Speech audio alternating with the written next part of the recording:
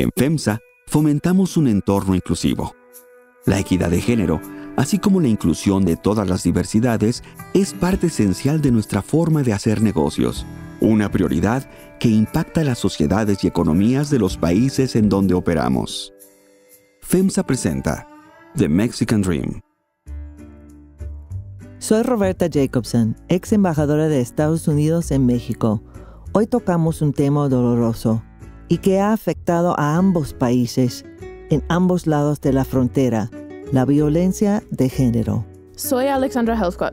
En Estados Unidos, desde el 2016, se abrieron las puertas de nuevas discusiones en torno a la violencia tanto física como sexual y psicológica, a la que se enfrentan las mujeres. El movimiento de denuncia pública se llamó Me Too. Soy Germán Santillán. En México también padecemos el fenómeno de la violencia contra las mujeres. Una cifra escalofriante de feminicidios con un promedio de más de 10 al día que no se ha logrado resolver. Y yo soy Ruth Valladares. ¿Qué hacemos en ambas naciones con esto que no solo nos debe de doler, sino también indignar?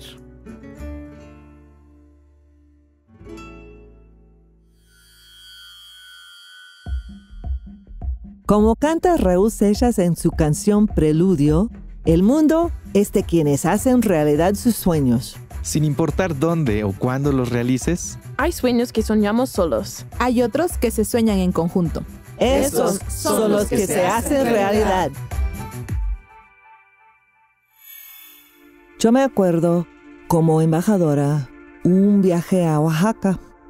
Fue el mismo viaje en que yo tenía la oportunidad de conocer a Ruth y a Germán, que fue la parte más linda. Pero también tuve la oportunidad de visitar a un refugio para mujeres en Oaxaca, que fue presentado a mí de personas en la embajada que el refugio más importante y más comprensiva en todo el país. Así que fuimos a ese refugio que fue impresionante por varias razones. Primero, que todas las personas que trabajaban en ese refugio fueran mujeres, porque me dijeron que fue muy importante para las mujeres que acercaron al refugio que no se enfrenta a la puerta un hombre. Así que la policía, la persona que fue para seguridad en la puerta fue mujer. También fue importante porque ese refugio tenía todos los servicios que se puede utilizar una mujer abusada o víctima de violencia doméstica que se puede brindar en un lugar. Eso fue impactante porque fueron médicos para los niños, porque muchas de las madres llevan sus hijos porque tienen miedo de su parejo o su marido.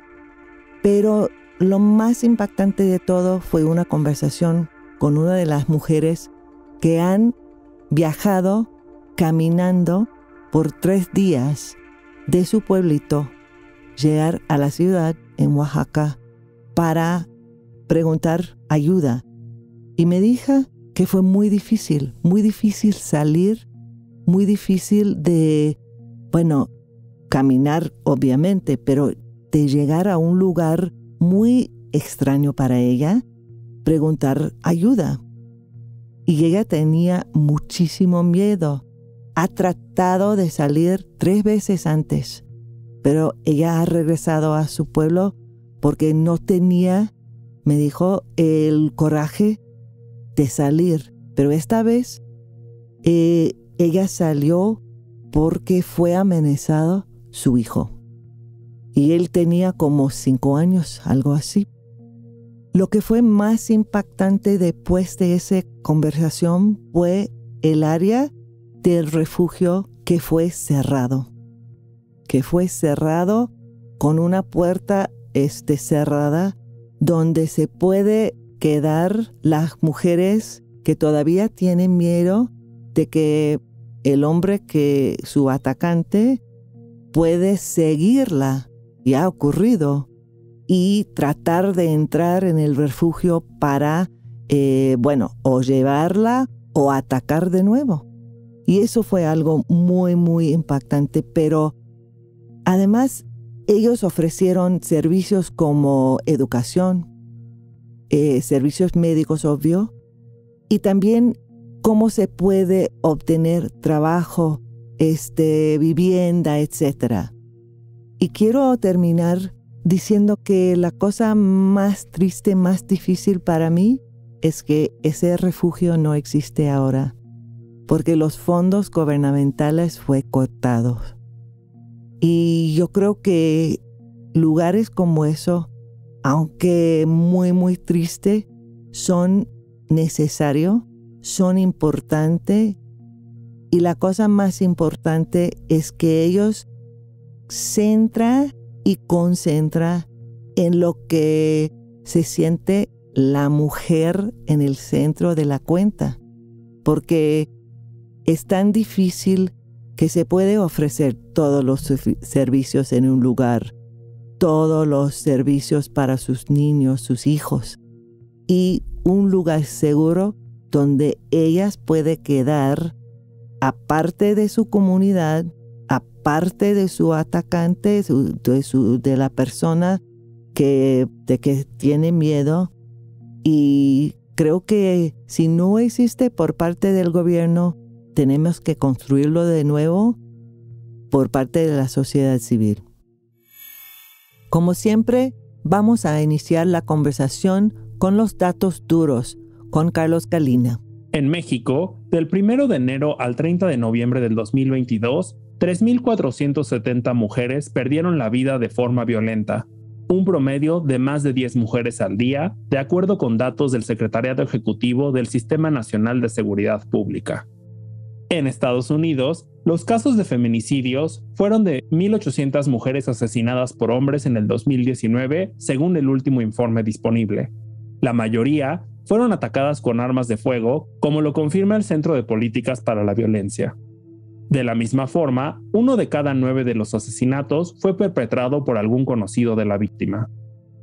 El movimiento conocido con el nombre de Me Too comenzó a finales del 2017 con los primeros relatos de conductas sexuales inapropiadas del productor de cine Harvey Weinstein, el cual fue condenado en diciembre del 2022 por violación.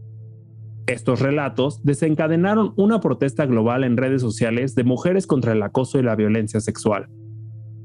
De la misma forma, en México, del total de mujeres de más de 15 años, el 70% han experimentado al menos un incidente de violencia que puede ser psicológica, económica, patrimonial, física o sexual a lo largo de su vida.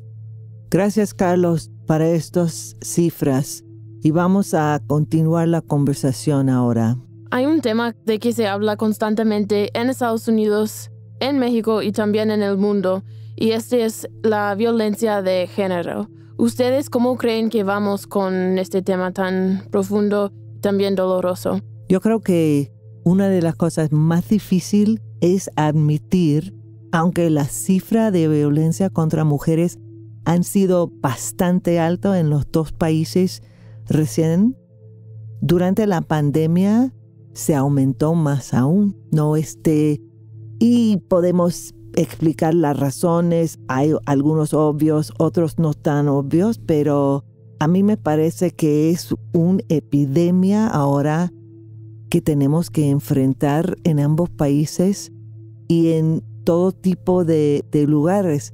Hemos hablado antes sobre otros temas de diferencia entre ciudades o áreas urbanas y rurales. La verdad es que ese tema existe en todos lados de nuestros países. Es imposible escuchar a Carlos con los datos duros y no sentir algo aquí adentro de impotencia y de rabia, pero a la vez también esperanza en el sentido de que las cifras, aunque nosotros los vemos en números, representan un sinfín de historias, de que se está hablando de ello, que está poniendo el tema sobre la mesa. Ahora, también pienso que esas cifras, siento que hay que aumentarle cierto porcentaje de todos aquellos casos que no se llegan a documentar o que no se llega a hablar de ellos, ¿no? Y al hablar de esperanza también me refiero al hecho de que ahora es, digamos, más fácil, si lo pudiera yo etiquetar de alguna forma, poder empezar a hablar de eso si lo estás sufriendo, ¿no? ¿Por qué? Porque ahora tenemos el uso de las redes sociales, podemos ahora acercarnos a hablar con alguien más, ir a denunciarlo directamente, aunque digo, el proceso tal vez de denuncia y todos los protocolos que vienen después no son algo de lo cual nos sintamos completamente satisfechas aquí en México todavía. Sin embargo, ya existe esa posibilidad. Y creo que mucho de eso que tenemos ahorita, que todavía nos falta mucho camino por recorrer, sin embargo, nace de este movimiento que también menciona Carlos Galina, del Me Too en Estados Unidos, ¿no? De una actriz que se anima a tuitearlo, ¿no? Que en el primer día, 200,000 veces en Twitter se utilizó el hashtag. Al día siguiente, más de 500,000 de tweets con ese hashtag, ¿no? Estamos hablando de que basta con que alguien tome el valor suficiente para decir yo quiero hacer una denuncia para que se desate toda una cadena, decir yo también y ahora cuántas más, ¿no? Entonces creo que también tenemos frente a nosotros un futuro de denuncia, de hablar, de levantar la voz y que a la vez si tú estás en el caso de no sufrir tal vez en tu entorno inmediato, pero tienes la capacidad de poder ayudar a alguien más, también tengas el valor suficiente de ser un apoyo incondicional para alguien de tu entorno que esté en esa situación. Creo que aquí lo importante y algo de lo cual reconozco el valor de aquellas mujeres que han decidido levantar la voz es que debemos de construir estrategias de divulgación sobre estos actos que obedezcan al sistema en el que actualmente vivimos. Yo creo que uno de los casos más sonados que tenemos en Oaxaca precisamente fue y ha sido de la saxofonista Elena Ríos, que es paisana nuestra y que muy curiosamente su caso se ha sonado en todo el país, no solamente por lo preocupante de la situación, sino por el gran equipo que la está respaldando. Y creo que también tenemos que hablar de eso cuando hablamos de la violencia contra las mujeres, que muchas de ellas no logran acceder a los medios o métodos en los cuales puedan llamar la atención de los medios, de los políticos o de las personas en poder en nuestro país. Y justamente yo creo que algo que comentaba Roberta, que en esta historia de Oaxaca y que retomo, pues es precisamente el valor de esa gente que decide darle alto a estos actos pues de injusticia que viven todos los días. Pero aquí la pregunta sería, ¿cómo podemos todos nosotros pues construir una nueva cultura sobre la denuncia? ¿Cómo podemos empoderar a cada vez más mujeres a que alcen la voz? ¿Cómo podemos acompañarlas nosotros como hombres pues para ser precisamente aliados y no poner barreras en la resolución de estos problemas tan fuertes que vivimos? Yo creo que una de las cosas más importantes para mí como madre, por ejemplo, soy madre de 2 hombres. Y una de las cosas, y no estoy diciendo que va a tomar generaciones, pero una de las cosas que podemos hacer como madres es criar hombres que entienden cómo se respetan mujeres, que se trata personas, mujeres, y tener realmente no solamente respeto para las mujeres con quien están, pero para intervengan cuando ven algo ocurriendo o uno de sus amigos quizás bromeando de una manera desprestigiar a las mujeres, algo así, porque a mí me parece que los actos siguen después de una conciencia, quizás palabras o una manera de pensar que no está parado desde el principio, ¿no?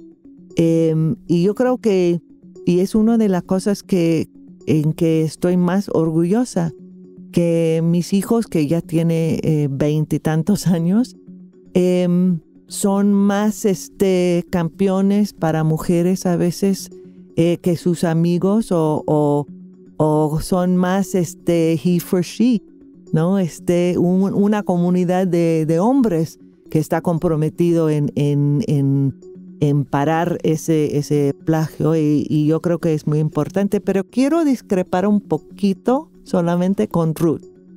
yo creo que, y quizás con la conversación, yo creo que ahora es mucho mejor que antes. En la historia estamos progresando en la capacidad y el valor de mujeres de hablar públicamente, pero yo creo que todavía hay un tipo de vergüenza asociado con la violencia, con ser víctima, que a veces las mujeres están sufriendo en silencio, ¿no? Y yo creo que estás de acuerdo, pero quiero subrayar que todavía hay mucho que hacer, ¿no? Sí, por supuesto. Y creo que mucho de lo que dices de todavía las personas, mujeres en este caso, que están sufriendo muchos tipos de violencia en silencio, creo también que personas, por ejemplo, no me considero precisamente la mejor líder de México, pero sí creo que tengo un área de impacto en cierto sector, por ejemplo, de las mujeres que trabajan en Oaxacanita Chocolate, ¿no? Creo que mucha de la responsabilidad que también yo me he adjudicado es más o menos tener el valor de poder hablar, porque también, en Oaxaca el tema cultural, histórico, pues de repente se vuelve un poco complicado tocar temas delicados con ellas, ¿no?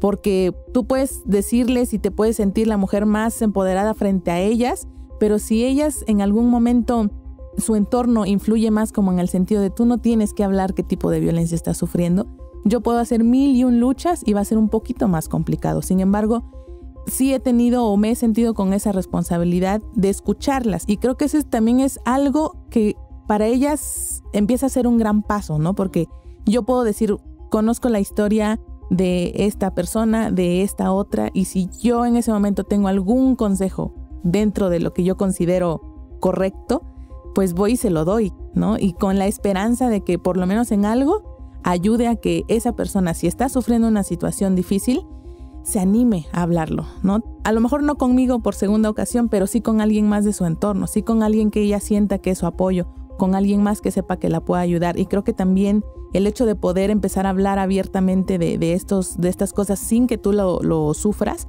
abre un espacio quizá para la persona de al lado, aunque tú no lo sepas, para que ella diga, es un tema del cual puedo yo hablar en determinado momento, cuando se sienta lista, pero que tenga la oportunidad de poder alzar la voz.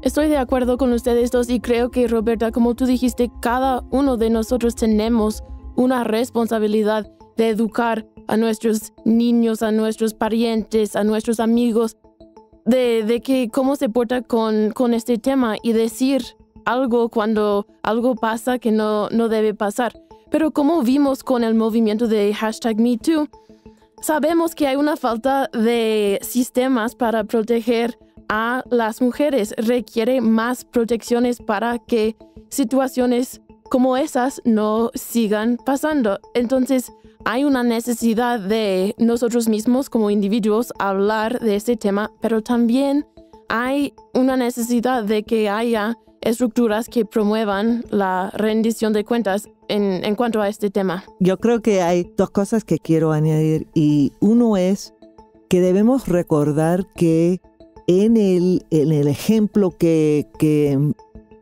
surgió, detonó realmente el movimiento MeToo, yo creo que fue una diferencia en poder, no solamente de género, ¿no?